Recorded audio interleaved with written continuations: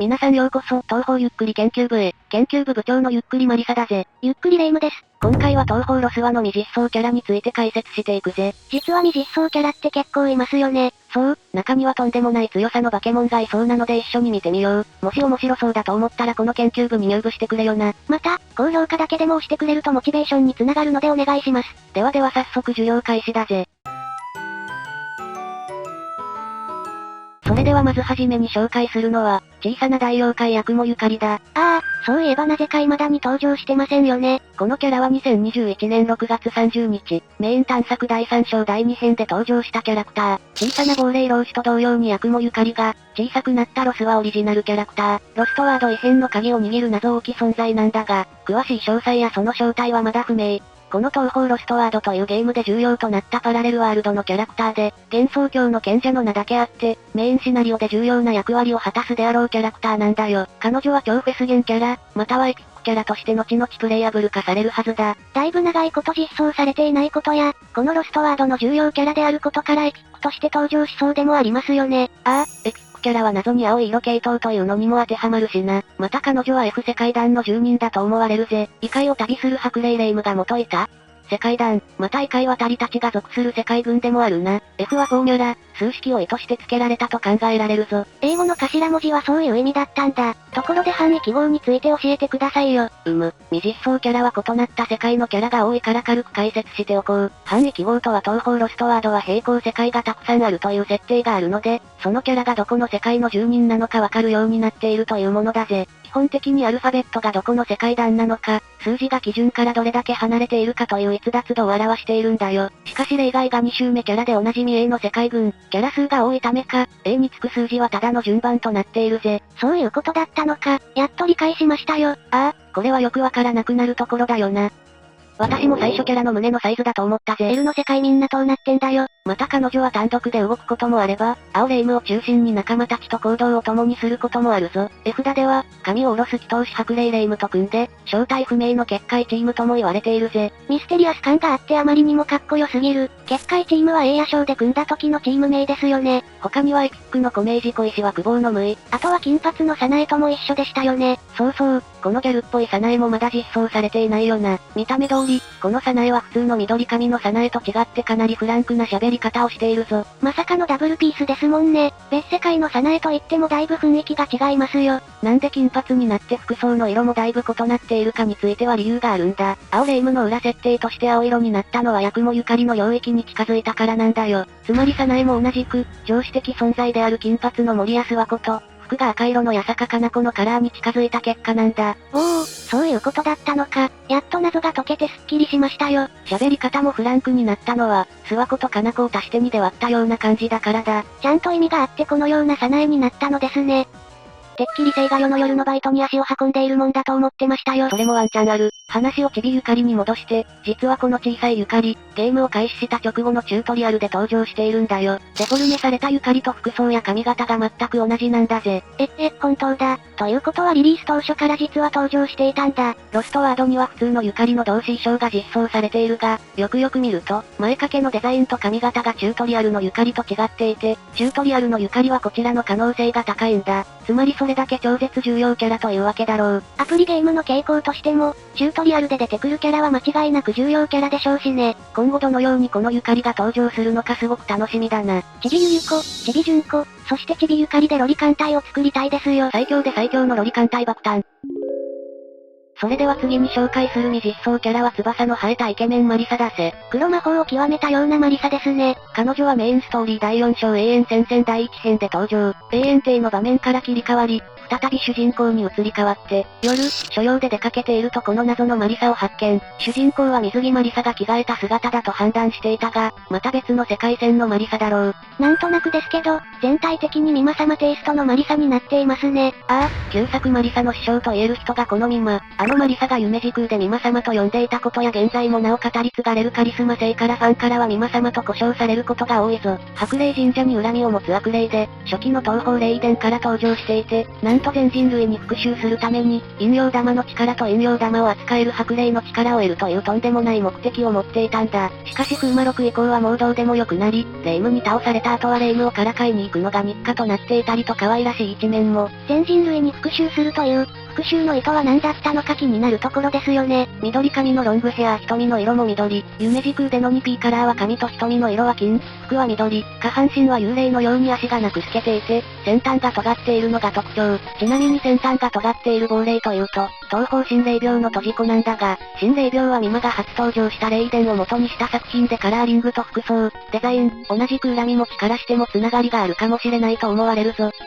そうだったんだ。それは面白い裏設定ですね。ただし、怪奇団のボムカットインでは足が出現していることからどっちでもいけるようだな。風魔録と夢時空のボスでは羽が生えているんだ。怪奇団でボムを使う時にもマントがコウモリの右上になるんだぜ。若干たっぷりでかっこいい。そして旧作で美馬の弟子であるマリサ、その師匠である美馬様の影響で現在でも嘘つきになっているんだぜ。美馬は怪奇団では人間要素や、私も人間界の神なの嘘などと発言をしているんだぜ。確かに、マリサがフランに初めて会った時白霊の巫女だぜ。って言っていましたけど嘘のつき方もそっくりでしたね。性格に影響するぐらい美馬様をマリサは慕っているんだ。ロスワではそんな師匠である美馬テイストのマリサが現れたんだよ。そしてこの傾向について何か気づかないか？待って、そういうことか。その通り。F の世界軍。F の世界軍の傾向としては人間組は師匠に近づいた姿をしているんだ。つまりこのマリサも美馬に近づいたということになるんだ。だから見た目や雰囲気が美馬そっくりになっていたのか。ということは、青霊夢の仲間がこのマリサということになるんですか。そういうことだな。展開があまりにも面白すぎる。つまり2周年記念で、F の世界軍の青霊夢がエピックでに登場したからおそらく3周年はこのマリサだと思われるぞ。もしそうなら結構近いじゃないですか。美馬マリサかっこよすぎるのでめちゃくちゃ楽しみすぎる。F の世界軍は青霊夢や白小石から見るとエピックで登場する傾向にあるから、今のうちにがっつり風結晶を貯めておこうぜ。でも 2.5 周年で風結晶使い果たしましたよ。私もなくなったんだよ。こうなったら2人で。いや3人で聖火の夜のバイトに行くか。金髪さなえもついてくるのね。それでは次に紹介する、未実装キャラは奥野田美代だぜ。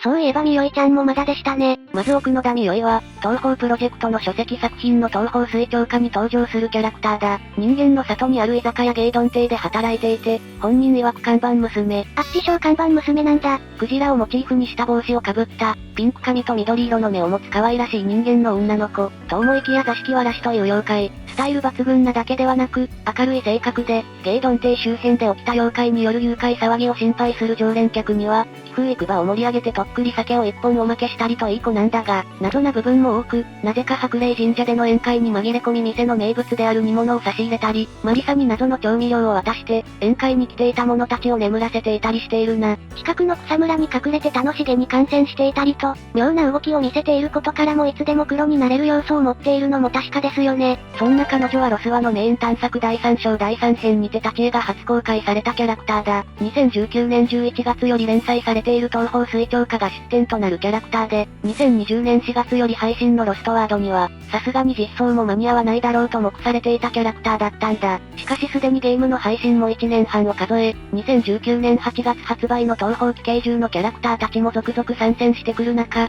ついに本編シナリオ上にて登場したんだ。最近では絵札としても登場していますよね。今のところは立ち絵のみ、そもそも原作での掘り下げも終わっていないキャラクターであるだけにプレイアブルかについては何とも言えないところだな。特に東方水長歌でも未だに能力などははっきりとはしていないんだよ。しかし東方書籍キャラクターの実装に妙に積極的なこのゲームであれば、近いうちには参戦、なんて可能性もあるかもしれないぜ。能力とか割れ次第ではすぐにでも登場しそうですね。ゲスト参戦敵としての登場もなく、第4編で参戦するような要素も全くないので、今は本当に顔見せだけという状態。ただ、同じくまだ原作での掘り下げの浅い先なんかにもかなり大胆な性格付けをしていて、最近のイベントの巫女との関係性についても書いてくれるのがロストワードだから、独自設定マシマシでプレイアブル化してくるという可能性もあるな。そしてこのみよいちゃんは相当強く登場すると思われるんだ。マジですか？それは楽しみすぎる。根拠としては書籍で、完全に割れてはいないんだが最強すぎる能力を披露しているんだ。みよいちゃんは鬼の最強の睡魔の力を得ていて、あの幻想郷最強と言われる社名魔丸綾でさえもフラフラにしていたり、なんと記憶を操作するようなこともできているんだ。なんなら、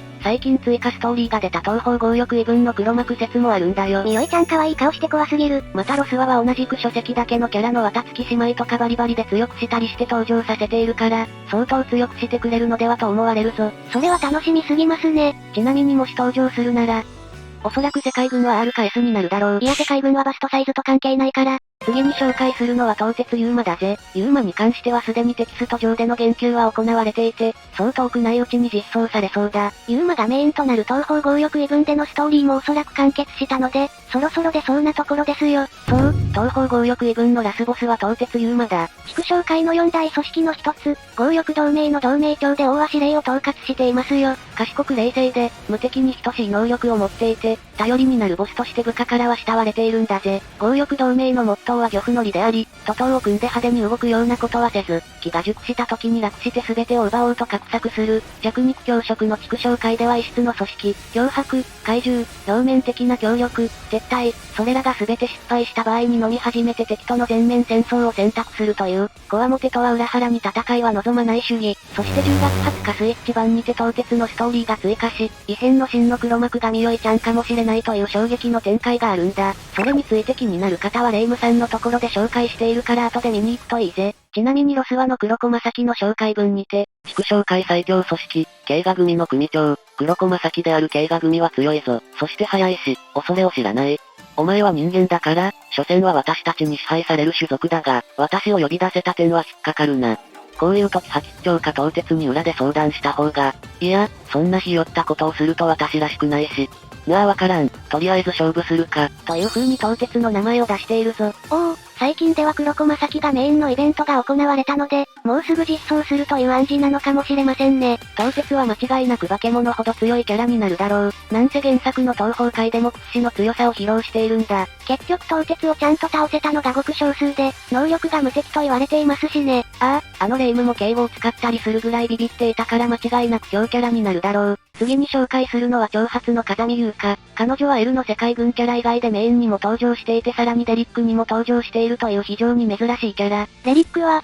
東方原作東方プロジェクトの原曲をアレンジした曲の東方ロストワード MV プロジェクトによるメインとなるキャラですよね。そう、記憶遺跡で終局に至りつつあるアリス・マーガトロイドと出会った時に登場したんだ。このアリスの範囲記号は L80 なので彼女もそうなのかもしれない。ちなみにメインメニュー4章で初登場していて、風見優香を称するあたり、旧作側ではないと思われるんだよ。なるほど、旧作では名字が語られていませんからね。彼女もまた謎多きキャラで楽しみなキャラだよな。他には七種の本読み妖怪だな。時子は公式には名前は存在せず、種族が妖怪で、小さな女の子であることがわかることのみ。